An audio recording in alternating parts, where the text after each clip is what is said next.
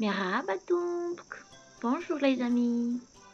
Je suis très contente de vous retrouver aujourd'hui dans cette nouvelle recette. Une petite recette de beignets de banane. Très simple à réaliser. Alors pour cela, nous allons avoir besoin de l'essentiel des bananes,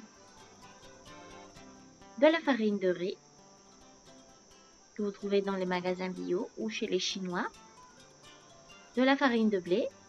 Nous allons les faire de la même quantité, du sucre, un œuf, du sucre vanillé, de la levure, du lait et de l'eau. Et nous allons prendre un verre pour mesurer l'ensemble de l'ingrédient. On va donc commencer par faire notre pâte à beignets avec un verre de votre choix. Alors, un verre de farine de blé, et de la même quantité, un verre de farine de riz.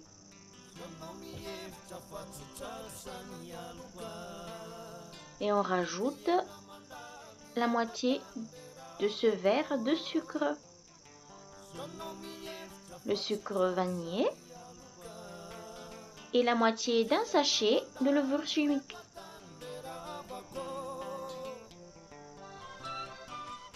Hop. Mélangez bien le tout avant de rajouter tout ce qui est liquide. Et on rajoute l'œuf. Touillez un petit peu. Hop.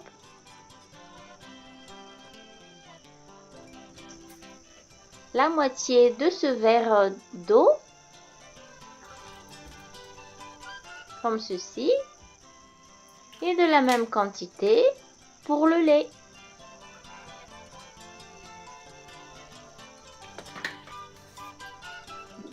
Et versez petit à petit le lait et l'eau dans le reste des ingrédients. Tout bien mélanger pour pas qu'il y ait de grumeaux. Vous pouvez utiliser aussi une batteuse si vous voulez. Et voilà. Et normalement, vous devez avoir cette bonne consistance de pâte à beignets. Et après, on commence à préparer les bananes.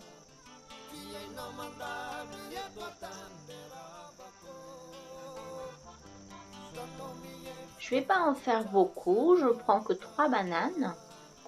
Et ici, je les coupe en tout petits morceaux parce que c'est pour mes enfants.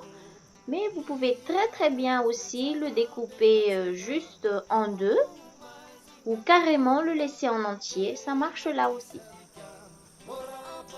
Et pendant que l'huile chauffe à côté, on va plonger les bananes dans la pâte à beignets et les faire cuire pendant environ 5 minutes jusqu'à ce que les deux côtés soient bien dorés et croustillants.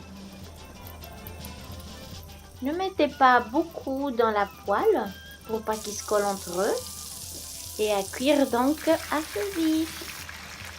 Et égouttez bien le tout pour enlever le surplus d'huile. Ne faites pas la même erreur que moi de le mettre sur un papier essuie-tout parce que ça colle dessus. Juste bien égoutter, ça suffit. Et voilà, le moufakhoun est prêt, tout chaud, tout bon, tout fait maison. Avec le reste de pâte à beignets, j'ai fait des petits beignets comme ceci.